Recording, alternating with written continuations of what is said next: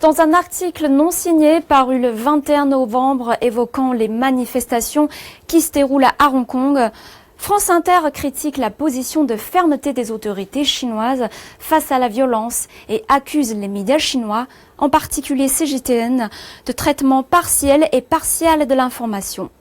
En somme, ils trouvent que nous ne disons pas la vérité sur ce qui se passe à Hong Kong. Alors où est la vérité ? Cela fait plusieurs mois que la violence fait des ravages à Hong Kong avec des actes de vandalisme répétés et des incendies criminels.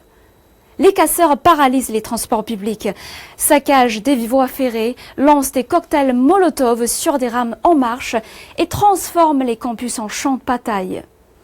Le comble, c'est que ces manifestants casseurs, qui prétendent réclamer la démocratie, agressent systématiquement tous ceux qui n'approuvent pas la violence.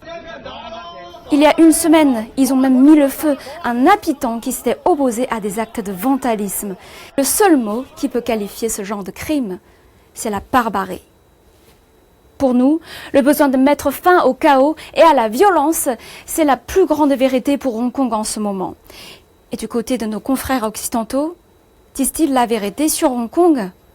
Des médias prétendant être informatifs ou objectifs ne condamnent presque jamais ces actes barbares qui ont plongé la ville dans une de ses plus grandes récessions économiques depuis une décennie. Et la dénonciation de la flagrante ingérence américaine dans les affaires intérieures de la Chine est citée comme une preuve de traitement partiel et partial de l'information. Cherchons à nous rapprocher au maximum de la vérité.